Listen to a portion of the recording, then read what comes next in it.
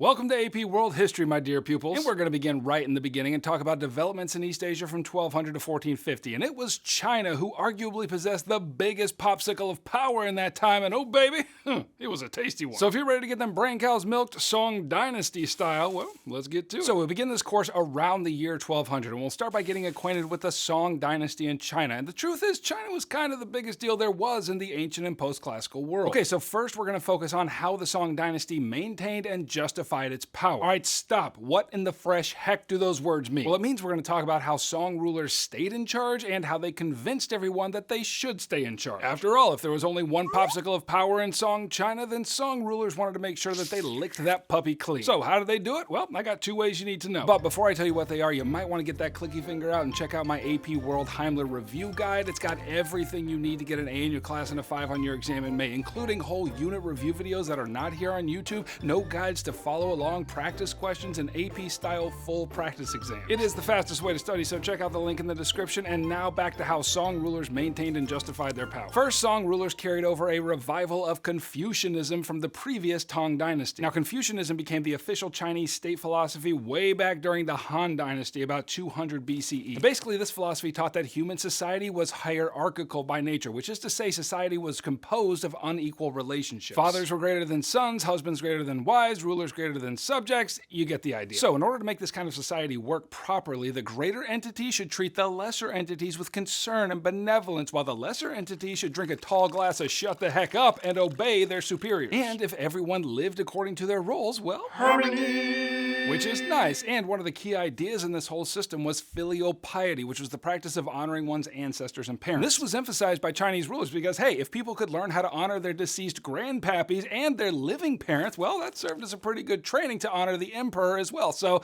you know, bonus. Anyway, those Confucian ideals worked to keep ancient Chinese society working for a long time. But once the Han Dynasty fell, Confucianism fell along with it, and their cultural harmony fractured until it sounded more like harmony.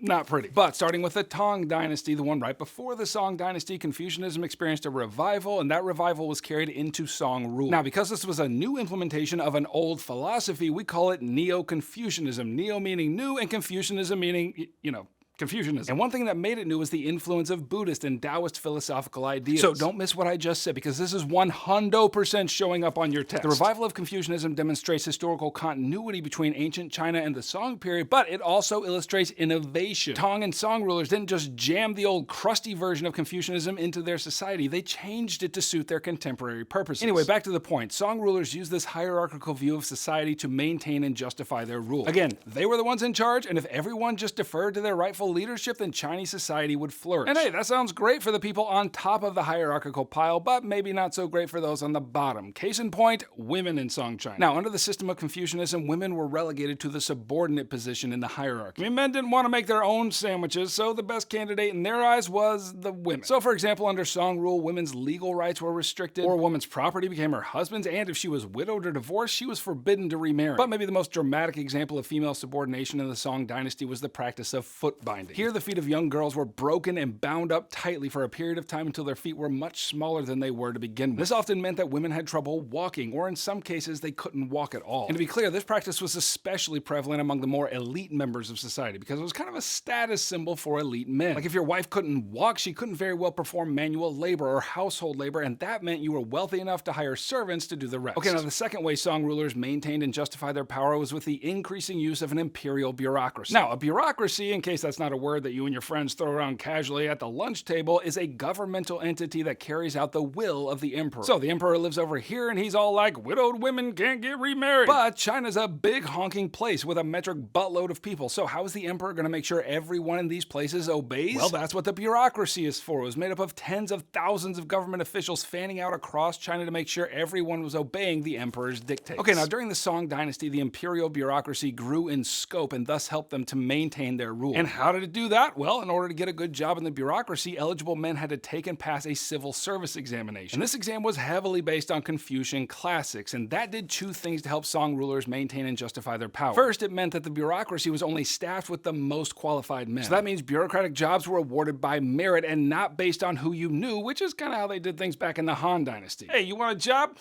I got a guy. So this system helped Song rulers to maintain their rule because the best men got the jobs and thus increased the competency and efficiency of bureaucratic tasks. Okay, now because Song China was kind of a big deal on the world stage during this time, it probably is not going to surprise you to know that it had significant cultural influence on various states around it, and here I'm going to mention 3 of them. First, let's visit our friends in Korea right here on China's northeastern border. Now, Korean emperors were pretty much independent politically, but they were able to do that because they maintained a tributary relationship with the big boys in China. And what that means is that from time to time, Korean officials would visit the Song court, acknowledge that China was the awesomest, and then fall prostrate on the floor before the emperor, acknowledging that his power popsicle was the biggest and most delicious of all. And as long as that kind of tribute was paid, China and Korea were able to maintain friendly political and economic relationships. Now, because of this close relationship, some aspects of Chinese culture were adopted by the Koreans. For example, the Korean court used a similar civil service examination to staff their bureaucracy. Additionally, Korea adopted many Confucian principles, which organized their family structures and went even further than China in marginalizing the role of women. However, to be fair, much of the Chinese cultural influence here applied mostly to the elite members of Korean society. Okay, second, let's go visit Heian, Japan right over here. Now, don't miss what's obvious, that Japan is separated from China by a big honking chunk of ocean. Even so, China still influenced Japanese culture, but the big point to remember here is that whatever cultural traits the Japanese adopted, they did so voluntarily and not because, like Korea, there was always the looming threat of being invaded. So,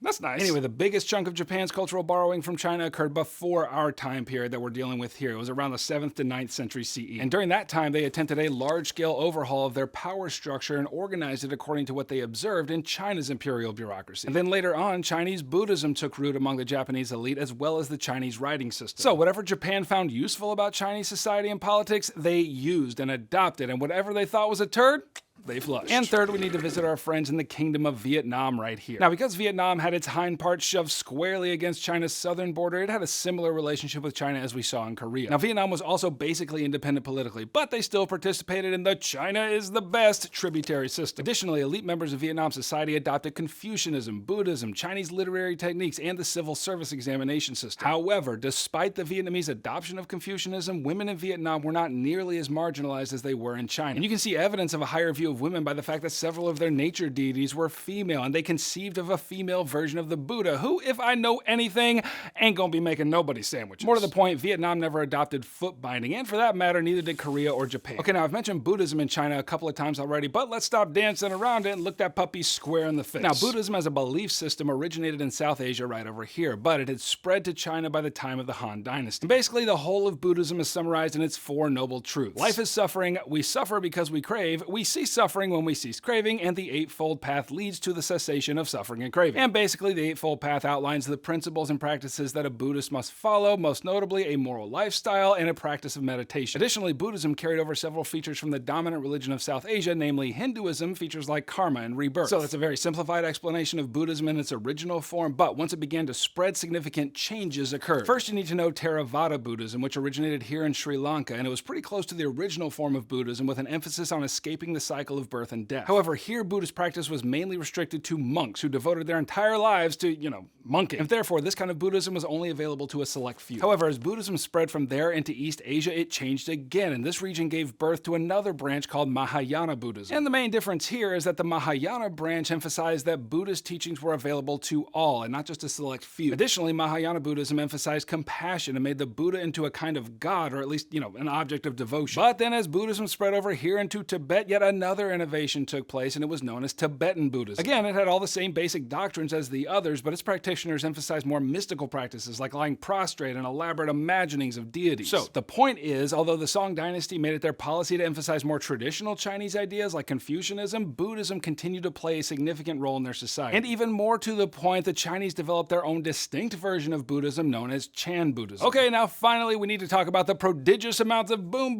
China was raking in during this period, which is to say we need to talk about the Song economy. And baby, that economy was humming. However, the Song rulers were not completely responsible for that magnificent prosperity because that trend began in the dynasty before, namely the Tang Dynasty. Anyway, how did they do it? Well, I got 4 ways you should know. First was the widespread commercialization of the economy. Basically, that just means that China produced more goods than they needed to survive and then sold the excess on the world market. And in order to become that land-based Tony Stark that they were, Song officials moved more and more toward the use of paper money, which resulted in related practices of using credit and promissory notes. And all of that meant that China was thoroughly commercialized, and then they could focus on building that indestructible flying suit they always wanted. Okay, second, China's home industries producing iron and steel exploded during this period. By the 11th century, both large-scale manufacturers and home-based artisans were producing enough iron and steel to create all the suits of armor needed for war, all the coins needed for trade and taxation, and many of the tools needed for agriculture. And speaking of agriculture, the third cause of China's economic prosperity was innovations in agriculture. In addition to the widespread use of iron plows and rakes, one of the most significant agricultural innovations was the introduction of champa rice, which came to China via the Champa Kingdom in Vietnam. And look, I know you're not used to getting excited about rice, but dang, this stuff was awesome. For example, it was drought resistant and it could be harvested not once, but twice a year, effectively doubling the agricultural output. So what? Who cares? You care, because China was the most populous state in the world at that time, and what does that mean? Metric buttloads of mouth holes to feed. And because champa rice came into stuff those mouth holes full with plenty left over, that led to a population explosion, y'all. And as a general law of the universe, more food equals more babies. And finally, fourth, transportation innovations also contributed to the prosperity of the Song economy. They expanded the Grand Canal, which linked the Yellow and Yangtze rivers and made trade among different regions much cheaper. You know, as far as canals go, this one's pretty grand. But in addition to that, several other innovations in transportations were made during this time as well. For example, the perfection of the magnetic compass, which improved navigation on the water and further facilitated sea-based trade among various regions. And then there were new shipbuilding techniques. For example, Song engineers improved the design of the massive trade ships called junks by creating watertight bulkheads and stern-mounted rudders, which made navigation more accurate, which in turn led to more trade among various regions. And that led to even more economic prosperity in the Song Dynasty. Okay, click here to keep reviewing other topics you need to know for Unit 1. And if you're feeling spicy, you might want to click right here and grab my AP World Heimler Review Guide, which has everything you need to get an A in your class and a 5 on your exam in May. So, I'll catch you on the flip-flop. Heimler out.